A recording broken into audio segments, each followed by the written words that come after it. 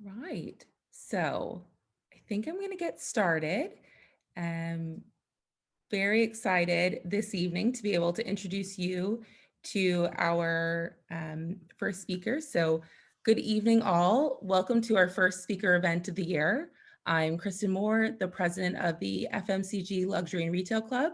And I also want to introduce you to Lucy Hassett, our vice president.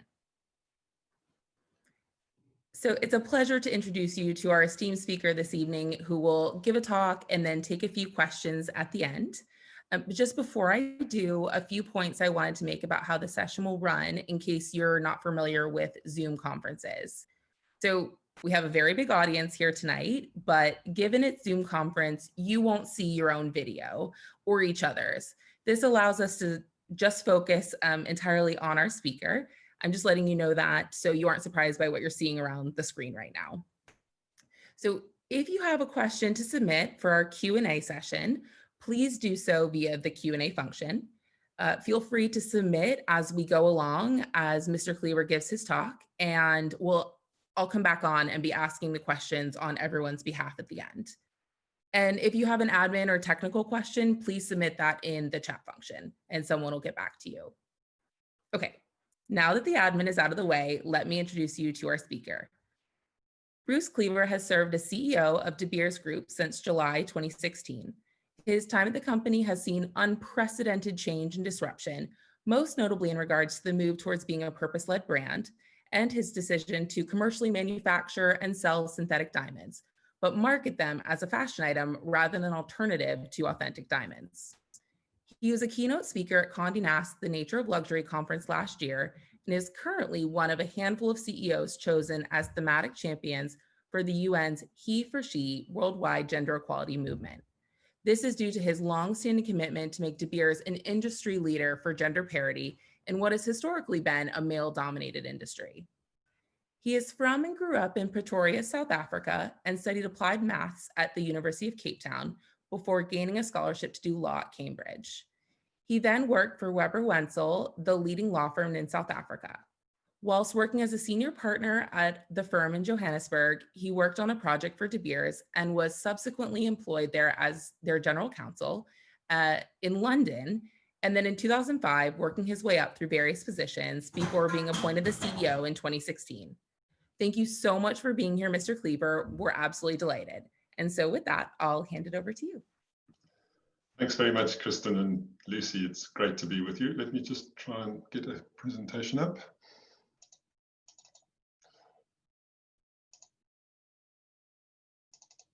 Right, hope you can see that. So I'm going to talk to you a little bit about what's going on at De Beers and how we are adapting to change in the luxury industry, given actually some of the changes that were taking place in the industry even pre-COVID, but certainly accelerated by COVID. And I'll start with a glamorous picture. Excuse me, that's not life every day at De Beers, but this is ultimately, of course, what we sell. That there in front of you is a 102.3 carat flawless D oval diamond, which we found at Victor Mine in the Northwest Territories in Canada a few years ago and sold at an auction in Hong Kong a couple of weeks ago, the first ever auction done without reserve for a diamond of this size for $15.7 million. And kind of in a nutshell shows you some of the super glamour of the business. It's not all glamour, of course, and there's a whole lot of hard work that goes into it, but there's kind of a neat picture of something that comes around almost once in a lifetime. In many senses, the story of De Beers and this marketing story of De Beers started in 1947 when, by a wonderful coincidence, a young female copywriter named Frances Geraghty coined for us this iconic phrase, "A diamond is forever." And that phrase really captures everything that there is about a diamond. Diamonds are given, purchased, self-purchased increasingly at life's greatest moments, the celebration of a partnership, an amazing achievement in a relationship or in work, or just because you want to celebrate somebody else. And the phrase "a diamond is forever" captures this so perfectly, because a diamond does stay with you forever and you remember it, whereas remember it, they remember when they were given it or when they bought it, and they remember the special moments in their lives when it was given to them or they bought it for themselves. And it's a great story, this, because if you think about Madison Avenue, let alone in the box set Mad Men in the 70s, in 1940, it was a particularly misogynist place. And it's a marvelous story that a woman wrote this caption for us. You wouldn't be surprised that when she wrote it on a notepad just before she went to sleep one night when she dreamed it up. Of course, all the men in the organization that she wrote it for thought it was a rubbish slogan. But she persevered, and it was voted by Advertising Age the greatest advertising slogan of the 20th century. And it really catapulted De Beers from going from just before we coined this phrase, about 10% of couples in America getting engaged got a diamond engagement ring as the main piece. That number's about 85% now, and it shows you the power of marketing. This great phrase, of course, was used by Ian Fleming when he wrote one of the James Bond books, and he paid us a royalty for that. And it's just another illustration of how powerful this phrase has been throughout diamond consumers' lives. We get a little bit of detail on De Beers before, and I'll explain why in a minute. But just to say to you, unlike any other luxury business or any other mining business, we are a business that spans the entire value chain in the diamond world. So we explore for diamonds, we recover diamonds in diamond mines all over Africa and in Canada, and also in the sea off Namibia. We sell rough diamonds to the world's leading diamantiers in Botswana, Singapore, Namibia, and South Africa. We have a significant technology and services business. As you'd expect, that's becoming much more important. And we're also a very strong consumer business. We have two big brands, De Beers and Forevermark, and we sell and market diamonds around the world, mostly in America, China, and Japan. We also happen to own a super hard materials business called Element 6, which I'll talk to you in about a minute about when I talk to you about lab-grown diamonds. The structure of De Beers, I think, is also relevant for how we are adapting. We are obviously a private company. We're owned by two shareholders, Anglo American PLC, which is a major company listed on the FTSE, but also, interestingly, 15% by the government of the Republic of Botswana. And that's very relevant for all kinds of reasons. Also, our main operating businesses are two of them. One is in Botswana and one is in Namibia, and they are each 50-50 joint ventures between us and the governments of those countries. And these are two tremendous stories of the good that De Beers has done throughout the ages. Debswana, which is in Botswana, owns the two richest diamond mines in the world. We own that mine, that company, 50-50 with the government of Botswana, and we like to think we're in partnership with the people of Botswana. And the great story from Botswana is when we found the first diamond mine in Botswana in 1967, Botswana was by some measures the poorest country in the world. It had 4 miles of tarred roads, it had 3 schools, and it had 1 doctor per every 50,000 people. In the last 20 years, almost all on the back of diamond revenues, wisely invested by the government, it's been the fastest growing country in the world. It's at the fastest compound annual growth rate of any country in the world in the last 20 years. There are now 4,000 miles of tarred roads. There are 285 schools, and schooling for children under 13 is free. So it's a great part of the De Beers story as to how the diamonds in Botswana have built a country. And a similar story in Namibia, where the numbers aren't quite as impressive, but are equally interesting to look at. For example, we produce 33% of the GDP of Botswana and 50% of its foreign exchange. So we've been in partnership with the government there for more than 50 years. It's often referred to as the most successful public-private partnership in the world, but it's a very important part of the branding, and it's a very important part of the social purpose of De Beers, which I'll talk to you about in a minute. Now, just before I get on to how we've adapted our business over the last few years, I think it's worth spending a second or two on our thoughts as to how consumers are changing, because this is very relevant for how we are thinking about driving demand in the future. A few years ago, a little bit before COVID, but this will be accelerated by COVID, certainly. But a few years ago, we would say that there were 3 characteristics of consumers. They wanted exclusivity. In other words, it was important to them that they were in an elite club. And when I talk about consumers, I'm talking about luxury consumers. So they wanted to be seen to own an exclusive item. They wanted to show quality, and superior quality was important to them. And they wanted to show off status. It was important for them to show off their financial success. I'm sure you'll all agree with me, but there's been a significant shift in the last, say, 5 years, and I think it will be accelerated tremendously by COVID. away from these things. So exclusivity, we think, is shifting to inclusivity. People are much more together, they're much more egalitarian than they used to be, and I think that's good for us. Secondly, quality is evolving into craftsmanship. Now, you might say that's the same thing, but actually people are interested, particularly millennials, in individualism. And so the craftsmanship is about, for them, what's important is an individual craftsman or woman who's got real skills, has crafted something for them, as opposed to it having been manufactured en masse. And I think the most important for us is that status is shifting to social purpose. More and more consumers, quite rightly, are much more interested in the future of the world, doing something to save the world. They're much more interested in climate change and the stopping of climate change. They're much more interested in doing good in their purchases. And more for us, consumers tell us that they will only buy brands whose social values are the same as theirs. That's a great opportunity for us, and I'm going to take a couple of minutes to talk you through some of the work we do around this. Which you will see plays very neatly into this space. Our sustainability strategy is called Building Forever, and the key word here, forever, of course, and as I mentioned to you earlier about the diamond, but this is very much so that the societies and communities in which we operate will have sustainable, thriving ecosystems even beyond diamond mining, because although diamonds are forever, diamond mines certainly aren't. They do have finite lives. So we've split our sustainability strategy, as I say, we call it Building Forever, into 4 components.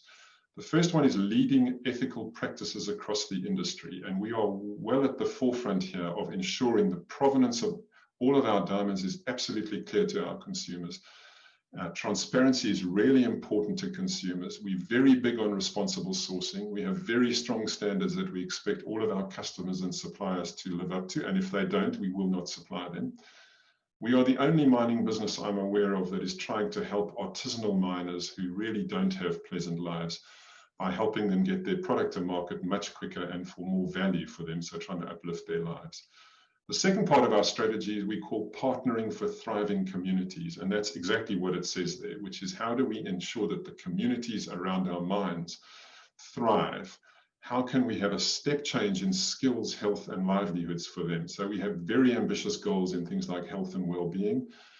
De Beers was the first company in the world to provide all of its workers and all of their partners with free antiretrovirals. You'll remember the scourge of HIV/AIDS and how bad it was in Southern Africa in the late 90s. Well, I'm really proud to tell you that in the last 11 years, not one person in De Beers or their partners have given birth to an HIV-positive baby. And that's because of the amazing work that we do to help test people and provide them with free antiretrovirals. Very focused on skills development for the communities around us, very focused on education. We upskill all the schools around our mines, and particularly focused on livelihoods. We have an ambitious goal that for every 1 job we create on a mine, we will create 5 jobs outside of the mine in order to make these communities sustainable. The third aspect of our sustainability strategy is protecting the natural world. Now, diamonds are a real miracle of nature, and it's very important we connect consumers to that miracle of nature for all kinds of reasons. And so we do a huge amount of work here. We have a vision to be carbon neutral by 2030, and I think we'll be able to get to that. We should be the first all-in mining to luxury company that can do that. We do a huge amount of work on water. We mine in very dry areas, so we're very focused on ensuring that we only use recycled water. And we do a tremendous amount of work on biodiversity. Mines do disturb the earth. We have a very strong policy that says for every 1 hectare we disturb, we have 7 hectares of absolutely pristine land around us. And then the last one is equal opportunities for all. Now, we've changed that slightly from what used to be called Standing with Women and Girls, and that's in fact how I got involved with UN Women and became a thematic champion, where we significantly stepped up all of our efforts in relation to things like empowering small businesses around our mines to help women. But we've expanded that goal now to cover equal opportunities because the jewelry industry is not diverse enough. And so we're going to work with our clients and ensure that they too will become more diverse and more representative of the world that we live in. We do spend an awful amount of money and investment on helping people in each of these areas. I'll show you a couple of pictures here. Standing with women and girls, something we're very proud of. We've got a huge program, as I say, to do what we can. STEM subjects, science, technology, engineering, and maths, women are underrepresented in. We have a huge program in Canada to sponsor girls at school to start learning about science, to hopefully start loving science, and then to give them bursaries to go to university. We do the same all over Africa. We have changed completely the way we recruited De Beers. We've increased our representation at senior leaderships from 17% a few years ago to 30% of women, and we will keep going until we get to parity. We do a huge amount of work with local entrepreneurs. We find, and probably unsurprisingly, that female micro entrepreneurs around the mines are much more likely to reinvest the proceeds of their businesses in the community than men. And so almost all of our work helping small and medium-sized enterprises around the mines is helping women-owned businesses, and it's been very successful in growing jobs. We've changed our advertising guidelines. If you looked at our advertising 20 or 30 years ago, you'd find it quite cringeworthy, I'm afraid, today, but we're very much using our adverts as a vehicle for getting out the message about diversity and inclusion. We think our adverts reach at least 500 million people a year, so that's a very powerful tool. And we do a tremendous amount of work with gender-based violence and supporting with UN Women, supporting victims of gender-based violence. I'm sure you all know, but there's been a massive increase, I'm afraid, in gender-based violence and also to all domestic violence all over the world with COVID. We've seen a lot of that in the communities in which we operate. So we work with a series of NGOs and UN Women to help them to create better facilities, better counselling, better places of refuge, etc. So it's a significant part of the work we do. This is a very interesting slide. As part of our work on protecting the natural world, it's very important, as I said earlier, that we do protect and enhance the natural world. All of our mines in Southern Africa have safari parks around them. And that's very much part of our strategy of ensuring that we do protect the natural world around our mines. Now, diamond mines are very safe places, and it turns out some of these parks are very safe places too. So in Venetia mine in South Africa, we have a reserve that has the carrying capacity of 70 elephant, but currently, or 2 years ago, had 270 elephant. And he spent a long time working out what to do because they were destroying the reserve because the carrying capacity is much lower than that. And so we embarked on a really ambitious program that we call Moving Giants, where we've undertaken the largest and longest elephant translocation ever. And we've moved them from South Africa through 2 countries into a reserve in Mozambique that had no elephant, and they were dying to have some elephant. So we've moved them over 1,000 miles. We spent another $500,000 in training the rangers against many things, including protection against poaching. And many of these elephants have been there a year and a half. And when we last went up there to have a look, we saw, as you can see in the bottom right-hand side, great positive signs that they're settling in well, and the number of calves that have been born in the Zanav Reserve. So that's a great thing to be involved in, but you can see how much it plays into our sustainability strategy of protecting the natural world. COVID has been awful for all of us, but it's probably been worse, I think, in some of the communities in which we operate because they're so dependent on fresh water, they're so dependent on things that some of us take for granted. And so we've done a huge amount of work in COVID relief. Most of the testing machines that are used by governments in both Botswana and Namibia are machines we donated to those governments, together with test kits, and we trained the people who use the testing machines. We've donated over $10 million in direct COVID support, but probably about $50 million in indirect support in the countries in which we operate. Some of which has gone, as you can see in the bottom left there, to helping organizations tackle gender-based violence, engaging men as part of the solution, because it's clear to us that men have to be engaged with, and we have to get them to understand what is going on, and they need to be ambassadors for solving this problem. Lots of food parcels delivered to our host communities around the world.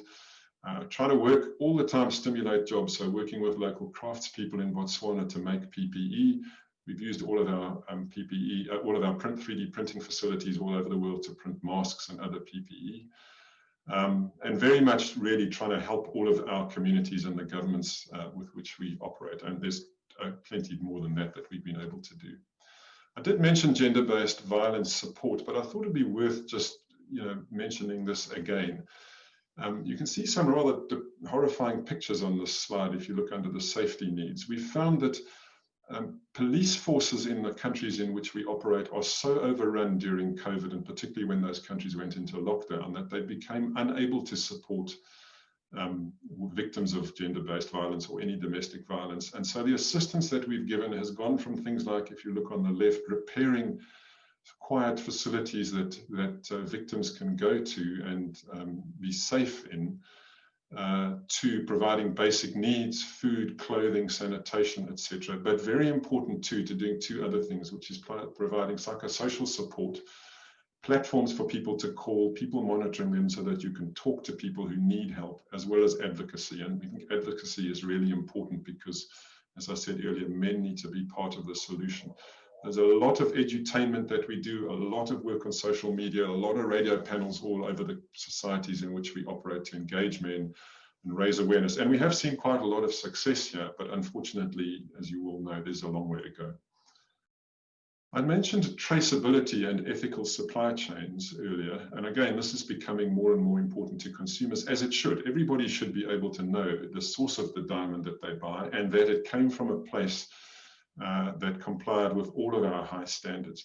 We are in the process of completing the building of the world's first diamond blockchain, which we call Tracer. It was voted one of the top 50 blockchains in the world this year by Forbes magazine. It's very ambitious. No one's been able to do this before, but the aim of it is, and it's well underway to being successful, is that anytime you go into a retail store and buy a diamond, you'll be able to trace where it came from on its entire journey, from when it came out the ground, where it was sold, where it was cut and polished, where it was set, and you'll be able to do it on a secure blockchain that is digitally enhanced and digitally secure. We think consumers are going to ask for this more and more, and we think we have a great advantage over others in that we have basically built this blockchain, which should ensure a guarantee of 100% provenance, which will be a wonderful step forward. I was asked by Kristen and Lucy to talk just a little bit about laboratory-grown diamonds. And again, this is, I suppose, part of how luxury is evolving and consumers are evolving, although this for us is not luxury. You may know that for years, people have been able to make gem quality synthetic diamonds. That's diamonds made in a machine. But until a few years ago, they've not been able to manufacture them of any particular scale or quality that they might be sellable. When you ask a consumer, as we do with a lot of research, would you rather have a unique diamond that was made by the miracle of nature 1 billion years ago, is absolutely unique, there are no two ones that are the same, that has created a whole society like Botswana, and that has tremendous enduring emotional value? Or would you like something that was made in a machine in 3 weeks? The answer is absolutely obvious. They're not the same, even though they might look the same. Unfortunately, some of the people who produce and sell synthetic diamonds have been marketing them as the same thing as a natural. And of course, we don't believe they're the same thing as a natural, and nor do consumers when we do the research. So when that started to happen, I mentioned our super hard material business earlier. We have a business which has the ability to manufacture diamonds for industrial purposes, but we were able to turn that to also manufacture them for gem purposes. And we launched a business in the middle of 2018 called Lightbox.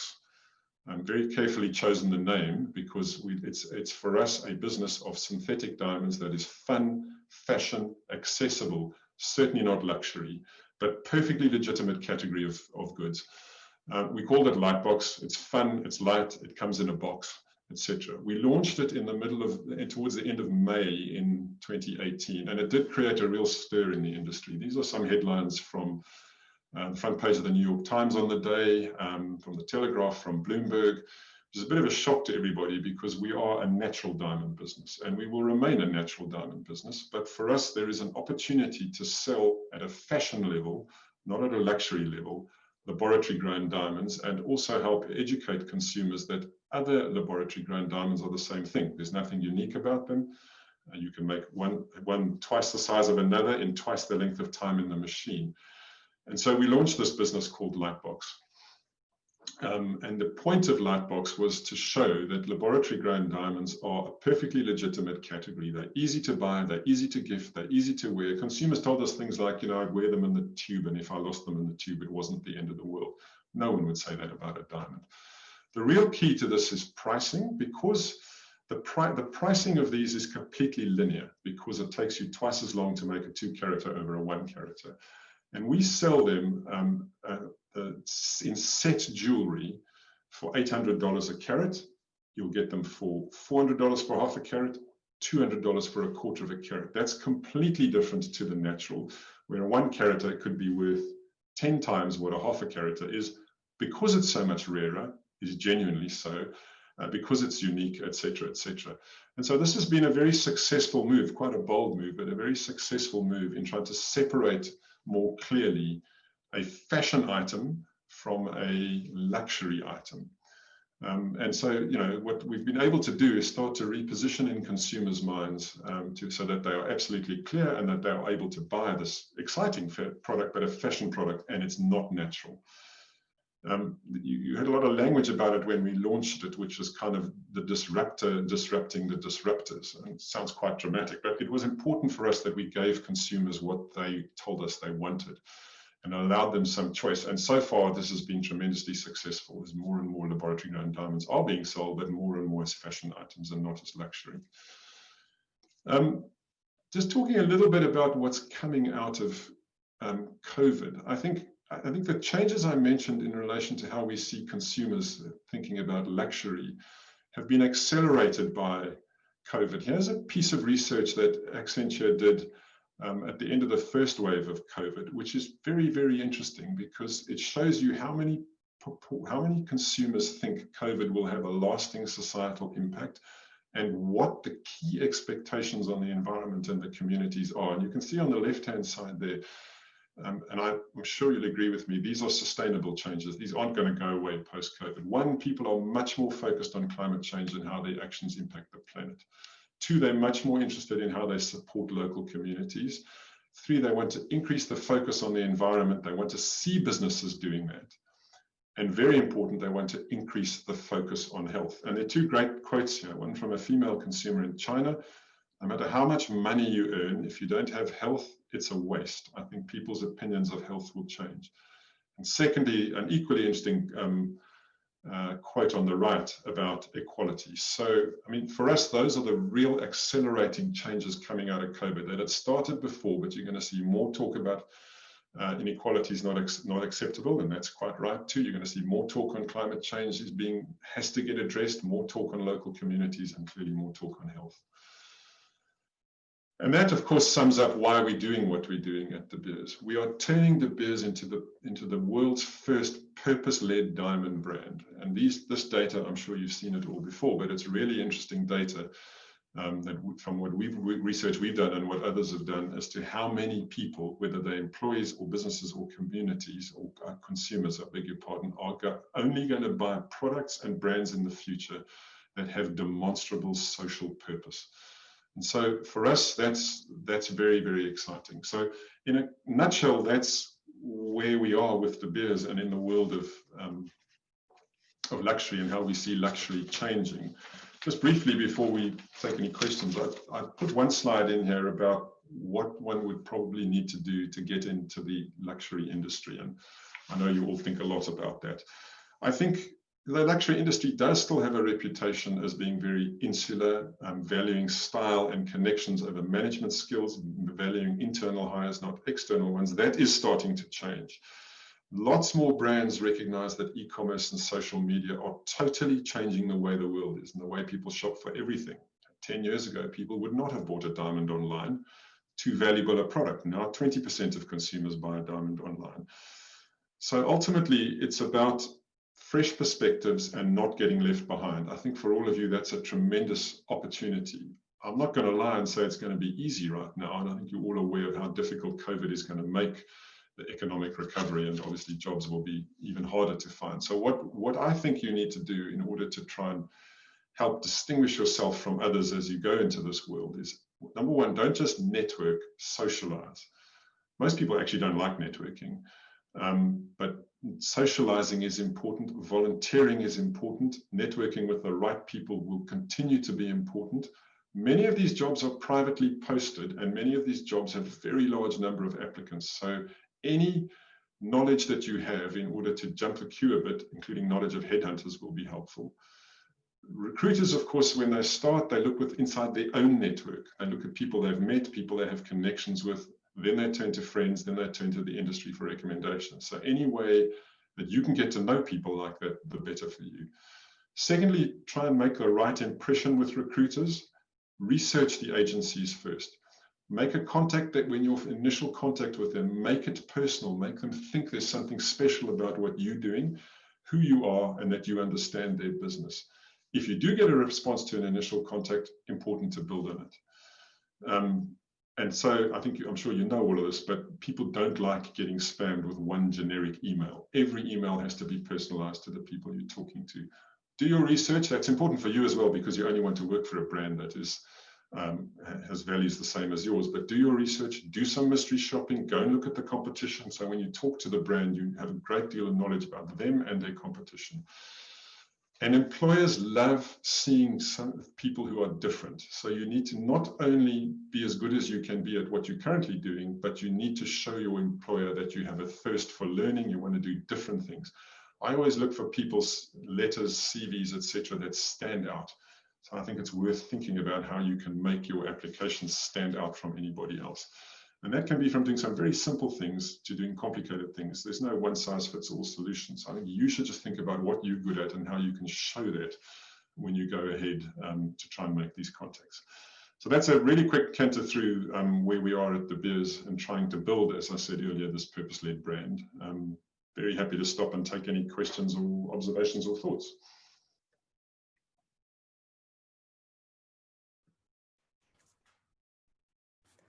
I'm hoping, okay, I was hoping I've come back on. Thank you so much, Mr. Cleaver. That was tremendous. I'll do a round of applause for everyone on the screen since we can't see each other. And we have had questions come in since you've been speaking, so I'll get started. Great. The first question we've had is, Bain has just released a report on the future of the luxury industry. And in that report, they predicted a 20% shrinkage of the entire industry after COVID. How is De Beers recovery looking, and what are some of the things that you're trying to do, if you can share, to prevent any shrinkage yourselves? It's a great question. And we have been through unquestionably the most brutal year of my time at De Beers. The lockdowns in China in February and the US in the spring absolutely stopped dead the diamond industry. And we have a lot of diamonds cut and polished in India, and the Indian lockdown completely stopped the cutting and polishing.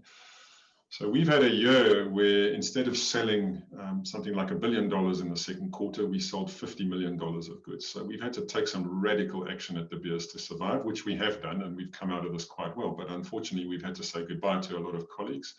We've had to redesign the business so that it's much more efficient and much more flexible, much more digitally linked.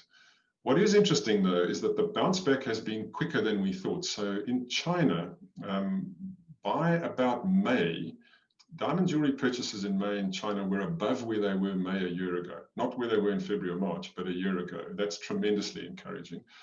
And we've seen similar, not quite as good as that, but similar bounce back in America. And it is actually interesting. So far, I think diamond jewelry has done better than luxury over the period.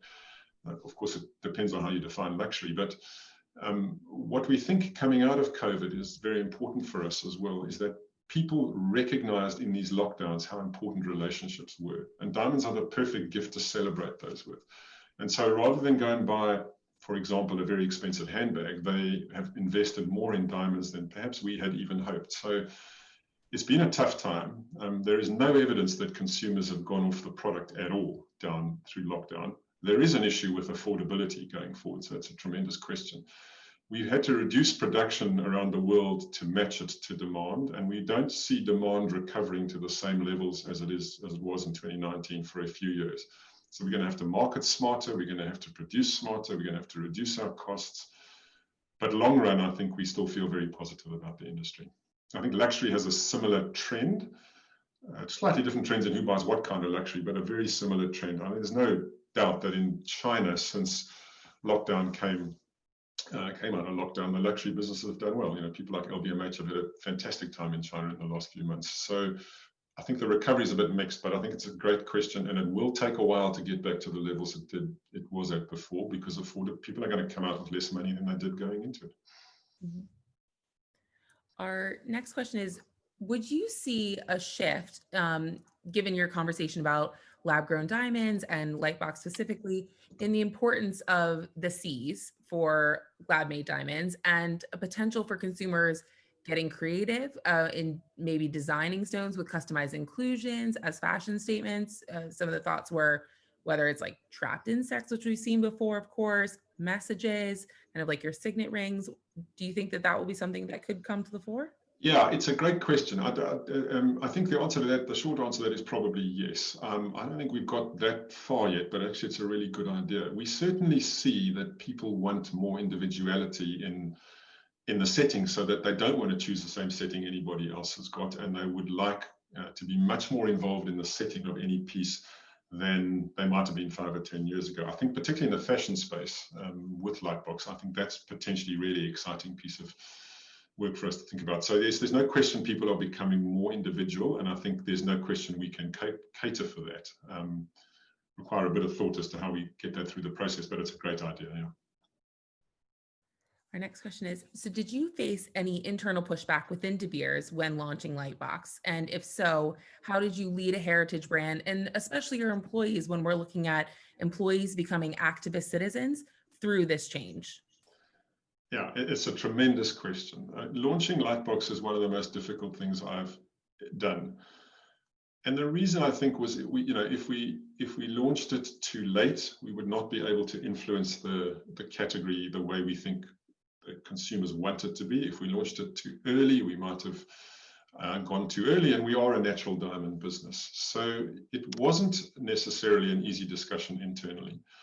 But interestingly, when we talked people through the logic, the facts, the data, why we were doing it, and what the model is, more and more people come to love it. And interestingly, that a lot of people have come to me and said, this used to be this really old 130-year-old business. Everything, it was a family-owned business before. Everything just happened in a kind of an orderly way, and that's not how the world is. And you guys have jumped the competition here by doing something really radical. And actually, it's great for recruiting, because people want to come and work for an organization that's prepared to take a chance like that. They want to work for organizations that use their tech more. I didn't get to talk about a lot of the other tech we have, but we've got a lot of exciting stuff going on. So we have lots more data scientists than we used to, and those kind of things. So I think for us, it was a tremendous indication that we are going to change as a business, and we are going to change, be much quicker at responding, and we have some exciting things up our sleeves. So it wasn't easy, but I think coming out of it, the organization is really engaged in this and is really energized. And so one of our questions was around estimating that risk. And I suppose looking at what you could gain out of that would be what outweighed those risks when you launch Lightbox. Yeah, and it's a tremendous question, and we did a lot of risk analysis there, and that comes back to the point as to what was the time we should launch: too soon, too late, etc. So we were trading off, for example, the risk to our natural business, which is what we are. It's a massive business. We sell $5 billion of diamonds in a year, against Lightbox, which is a small business for us. So there was a very careful set of discussions and models going on about at what point you should go or not go, what the trade-offs were, what the risks were. And it was a really interesting discussion to be involved in. I think the evidence would suggest that we were right. Since we've launched Lightbox, the price of a competitive 1 carat laboratory grown diamond at wholesale has dropped by up to 70%. And that is because we are offering the same product at a price at which we make a profit, which is nowhere near the price of a natural, because it's not the same thing. So I think the evidence is it's been successful, but there was a huge amount of wargaming going on. There was a huge amount of options being modeled, scenarios being played out, and actually was, as you would expect, a really fun thing to be involved in, even though the consequences were quite significant. So the next question is on careers. So thank you so much for the great insights on next steps in our careers. Are there any recruiting companies that you trust that you'd be willing to share, those who focus on luxury brands? And are there many entry-level jobs in the industry, or would you recommend doing something first and then trying to transition into luxury? Yeah, good question. I think I probably shouldn't hand out names of people that we use. There certainly are people we use, and there certainly are people we do trust.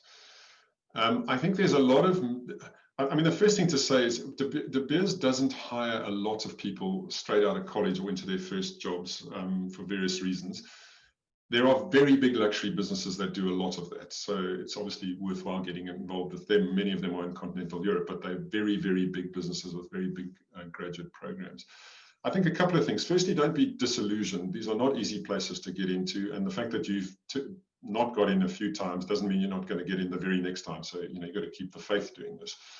But I think there's a lot of merit in doing something else first, because things like digital skills are so much more important than they used to be. Social media skills are so much more important than they used to be. Artificial intelligence is so much now a part of everything we do, and all the luxury businesses do. So I think there's a lot of merit in coming to one of these businesses with some other couple of years experience in something else. I mean, we always will take people who've been in consulting businesses because they've really learned to think strategically, to do a lot of work under pressure, and think about value the whole time. So we would be very open to people from, as I say, straight out of university. We don't unfortunately take a lot, but people who've done other jobs first are just as interesting to us as people who've come from a luxury business. And I think that's the great thing about this. You know, you don't have to come in as an expert. You just got to come in with some of the skills that people need. Yeah, we hired two 22-year-olds a while ago because I felt we just didn't have enough people who were young millennials to just help us reshape the way we put stuff on social media. We have wonderful content, but we had too many people who were just not in their 20s doing this. So these were not necessarily luxury people. We just hired two people with digital skills, and luxury came later. So, you know, there are lots of opportunities like that out there, I would think. It's worth thinking a little bit more than just luxury to get into these businesses. Now, did you find your transition from law to business challenging? And what skills from your time as a lawyer were transferable, really helping you in your roles within De Beers? And were there any that maybe hindered you? It's another great question. I mean, the first thing to say is that there is a considerable element of luck, in my view, in getting some of these jobs. And you should always remember that there are lots of other competent people out there who are perfectly capable of doing jobs like mine. It's by no means the case that there's only one person who can do these kinds of jobs. I think I was fortunate in that I did a pure and applied maths degree. And I think that has helped me as much as my law degree. I think traditionally people think lawyers are less commercial, which I don't think is by any means true, but I think you do hear a bit of that. And often they didn't study the sciences, which is why they studied law. I think for me, it was quite helpful to have a maths background where understanding accounting, understanding commercial things was perhaps easier for me than people who not done that background. But, you know, as far as I'm concerned, the trick is to get into an organization that isn't going to pigeonhole you into one box. And I was lucky in that case. And are prepared to take a chance on you if they think you have talent. And those are the best organizations to work for, because there's no reason anyone, you know, on this call can't end up being very senior in all kinds of diverse organizations. You all got the capabilities and the talent. It's just a question of how do you get there. So I think those are other organizations you should really look for, is people who don't pigeonhole you into a particular box simply because you've got X, Y, and Z qualification. It's really what you are capable of. Now, you've talked, of course, a lot about sustainability and ensuring that you're talking about the great things that you're doing for Africa and just people in the world. But how do you plan on reaching out to those millennial consumers who are shifting away from buying products, but focusing a little bit more on experiences? Yeah, another great question. And I think if I was to look back 10 years or 15 years, I would say that our biggest competitive set today compared to 10 or 15 years ago is luxury travel. Now, there's no question, therefore, that there is more competition for people's wallets now than there used to be. And, you know, it is around experiences. Now, I think diamonds have a tremendous opportunity here because they're not just things, for all these reasons I've spoken about. They are so attached to these amazingly emotional moments in people's lives, unlike fashion. And so the trick for us, I think, is to find a way of bridging these two gaps and turning the diamond buying experience into a proper experience, one that you'll put on Instagram and you'll put on Snapchat and you'll share with your friends and your colleagues. And so we're doing a lot of work in the retail stores as to how you make this experience so much better than just coming in and being another customer. So it is a tremendous question, and we do think a lot about it, but we think we've got a bit of a bridge that maybe other so-called hard luxury doesn't have against soft luxury, but for sure, the competitor set is getting bigger. And so obviously with COVID, you've talked about the changes that you and things that you've had to adjust while we all grapple with what's going on around us. So what has been the social impact, if there has been? I know you've talked about domestic violence, of course, but of scaling back production to match demand specifically, and how then that affects directly the communities you've worked hard to build and the structures that you try to create to make them really secure. And have you done anything to compensate for that and help make them feel safer? So the first thing we did actually was, even though we shut all of our mines in April and May, is the first thing we did is we made sure no matter how expensive this was, everybody got paid. So at least, and we can't carry on doing that forever, but for a couple of months when the mines were shut, we were very focused on ensuring that the people who really needed to get paid did get paid. The second thing is we devoted a lot of our COVID response to things like testing and tracing in the community. So we're the only people who test in those areas. Anytime someone would test positive from our workforce, we would isolate them at our expense. We would go and fetch their family, who sometimes are stigmatized, isolate them with their families, all at our expense. So we've done a lot of work with the communities over the last year to provide them with food relief, water in some areas where they don't have it, medical relief, and keep them in their jobs. We actually spent a lot of time talking to the governments about the need to keep some of these mining operations going in the early waves of the lockdowns, because of the importance of people having food on their tables, and their health is so much better if they eat properly, et cetera, et cetera. So we did spend a significant amount of time, particularly in the early days, doing that. It's moved now to things like mental health, which is a big challenge for people. I'm sure I don't have to tell any of you, if you're locked down in a single room in a flat where you share with other people and you're fighting over the kitchen table for the Zoom call, that's tough if it goes on for months and months and months. So we've got lots of programs where people reach out to each other. We've got all kinds of apps that people log into, and we get information from them where we can reach out to help them. So I think the kind of challenges post-COVID haven't even hit us yet, but I think we're going to find challenges in our communities and challenges even in the big cities that really haven't been thought through yet, and we're trying to be at the front of those. And I believe this is our last question. So the luxury industry in general has had a difficult time with the massive acceleration of digitalization with COVID and stores being closed.